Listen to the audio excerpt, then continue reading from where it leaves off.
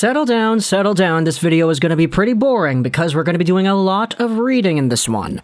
Today's third segment of the show is going over the NHL Draft Lottery, the process in which some certain fan bases in the NHL rejoice at the way the hockey gods draw the ping pong balls, and other fan bases go down there and wither away in the wind, cursing those same hockey gods who have ill-fatedly drew these same odds. The Draft Lottery is one of the biggest deals in the NHL because if you're talking about the teams that are near the bottom of the standings, you're always trying to see who's going to get that first overall pick, who's going to get that potentially franchise guy in the draft, and which teams are given a VIP pass into the fast lane as to improving their team on the fly sooner rather than later.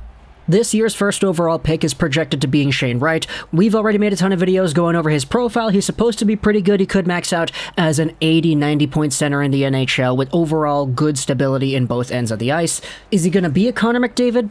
Probably not. Is he going to be an Austin Matthews? Maybe not so. Is he more in that Stamkos kind of range, though, where he could be a 50-goal guy, a Rocket Richard contender every year?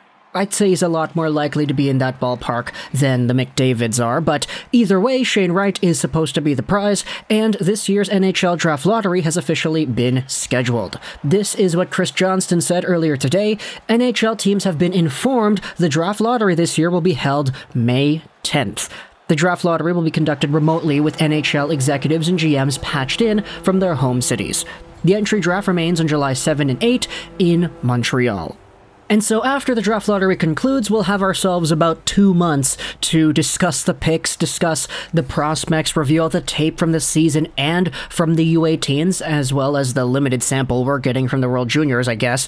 The World Juniors is actually restarting later in August, so we're not actually going to see that tournament go on until after the draft, but either way, we still have ourselves a good amount of fodder to look over and analyze when it comes to the players in this year's draft. And if you're wondering, hey, we're probably going to go out there and start streaming once again. We're probably going to start streaming again for the playoffs, too. We actually did have a lot of success doing the live streams, the play-by-play streams, and the commentary streams over the past 2 years, pretty much. And the reason why we didn't do too many streams this year was because, due to the format of the show, doing 3 videos every single day on the actual day of, rather than pre-recording these and uploading them later, the fact that we would upload at 10 a.m., 12 p.m., and 3 p.m. made things a little bit difficult for me to try to fit in a full stream every few days of several hours each time because, you know, burnout's a thing, and I really want to avoid that after kind of subjecting myself to those types of situations earlier on in previous years. And so we took a long break from streaming. It's been a while since we've done a hype stream or any actual game stream, something like that. We're going to do this for the playoff games, though. We're going to start streaming once again, and we're going to be talking about the draft lottery as it comes and goes as well. Not to mention the regular draft. It's probably going to be streamed here on this channel as well, so there you go. Book your calendars right now for July 7th and 8th if you want to hang out with us and chill while watching the draft. But we also have a few more things to go over when it comes to the draft lottery that were actually revealed to us last year. So we're going over onto NHL.com. These are the rules that they announced in March of last season that were going to be applied in that year's draft as well as in the 2022 draft. Here's the article. The link will be in the description if you want to go ahead and read that. NHL Draft Lottery changes announced for 2021. Drawings reduced to 2. Limits are added in 2022 for teams that win and move up. Again, you can click the link in the description to read this yourself, but we're going to be highlighting a few things in this video as well. The main change that was announced last season that actually took place was that it would only be a drawing for 2 picks. You wouldn't see a first, second, and third overall drawing. You would see instead 1 for first and 1 for second. This meant that the most teams could actually move down was 2 spots rather than 3, because in previous years you had yourselves teams like Detroit who had finished last in the NHL, but they didn't win the first, second, or the third lottery. Ottawa and LA and New York would win in those years, so Detroit ended up going 4th overall despite being the last team by quite a long shot. Under this new system, which was implemented last year, Detroit, in the situation of them being last, would only have been able to move down 2 spots rather than 3, from first to third instead of first to fourth. It's a pretty significant drop-off in most years, going from 3rd overall to 4th overall, so I could totally understand why this change was one the NHL felt was necessary, especially due to the fan base and the reaction from that draft lottery in 2020. But we also had ourselves a few more draft rules that are going to be applied for this year's 2022 Draft Lottery. Teams will be restricted from moving up more than 10 spots if it wins one of the lottery draws, and teams cannot win the lottery more than twice in a 5-year period. Wins in the lottery prior to 2022 will not be counted towards this total. And so, that second rule, I wanted to talk about that rule first. This entire rule of, okay, you can't win more than twice in a 5-year period is pretty thin, in my opinion. Mostly because the odds of a team going out there and winning twice in a 5-year period are supposed to be pretty low, right? Like, New Jersey won in 2017, they had Nico Hischier, and they won in 2019, they had Jack Hughes. You had Buffalo, who won in 2018, then they won in 2021, so that's Dahlin and Owen Power, but I don't know if they're talking about win the lottery as in like, okay, that's first overall, or if winning the lottery also constitutes second overall as well. Because you had other teams, like New York, for example, the Rangers, who had won 2 picks in 2 lotteries. They had second overall 2019 and first overall in 2020. Does a second overall win constitute a proper win, even though it might not have actually won the draft lottery itself, but it won one of the lotteries? Furthermore, the entire thing of it not including previous years prior to 2022 makes it so that it doesn't really matter so far. Like, what they're pretty much guaranteeing here is that for the next 5 years, you're not going to see any team going out there and win more than 2 lotteries. Whether or not the definition of winning constitutes first and second overall remains to be seen, but I would assume it includes both, so you might not see any triplets in the winning column over the next few years, which isn't really a rule that I think is all too important because I mean, we've had several doubles a few times in a row, as we said, Buffalo, New York, and New Jersey, but none of these teams have actually hit 3.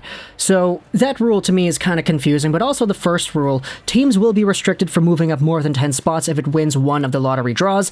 They already announced that the drawings of the NHL lottery will be done with all the teams that don't qualify for the playoffs, and what that pretty much means in my subjective understanding is that if you win a first overall or second overall spot and you're like 14th in the running right now, like the Islanders are, for example, you're not going to be able to go up to first or second. You would max out at, let's say, 4th, because you can only move up 10 spots and all the teams underneath you will move down. The top 3 teams will remain. That's kind of what I'm getting from the entire explanation they provide on their website. They don't want to see teams that are in the 15, 16-ish spot move up to first overall, because that would be super borderline unfair for all the other teams. So having a system where they can only move up a max of 10, I like the sound of that a lot. It means that only the top 10 teams in the draft lottery rankings right now, Arizona, Montreal, Philly, Seattle, Columbus, New Jersey, Ottawa, Buffalo, Detroit, and San Jose, would realistically have a chance at getting that first overall pick, leading to a lot less, frustration that we had seen over the past few years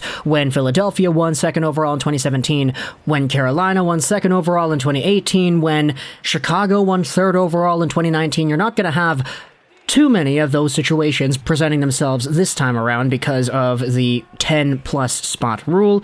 The NHL said the changes will reduce the likelihood of the worst finishing team dropping in their draft order and not retaining the right to the number 1 pick, to reduce the magnitude of any possible drop in draft order for the worst finishing team, limit the number of teams eligible to win the first overall pick based on final regular season standings, and limit the number of times the same team can benefit from winning a lottery drawing.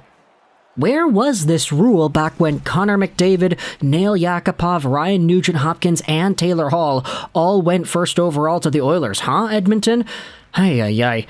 So for anybody who is watching the draft lottery and wondering how it works, this video is kind of your little update on to the entire procedure over here. It's a little bit different from previous years, but there still are a lot more of the core elements that make the draft lottery what it is. It's just we're only going to see ourselves 2 lotteries done instead of 3, which makes things a lot easier for the teams that finish at the very bottom: Arizona, Montreal, Philadelphia, Seattle, etc. So let me know in the comments if you're a fan of any of these teams near the bottom of the standings. By the way, I love how on Tankathon.com, when you see the reverse order of NHL points percentage, it highlights which teams have lost several games in a row, and it puts that in green. So it's like, wow, look at that. You have Arizona, who's lost 7 in a row. That's fantastic. Their last 10, it's 2-8-0. 2-8-0 for Montreal and 2-8-0 for Philadelphia. Meanwhile, you look at Vancouver. Oh, they're 6-2-2. That's not bad for regular standings, but no, for the draft lottery, that's a bad number. That's why it's highlighted in red. It's kind of funny how Tankathon does that. I like the humor that they add to the entire viewing experience. But either way, let me know your thoughts in the comment section below about Shane Wright, the first overall pick, the second overall pick here in the 2022 draft, and the draft lottery situation being confirmed and locked in. Quick reminder, we're going to go out there and stream for all this stuff as well, so don't miss out on any of that action. I hope you enjoyed this video. And bye.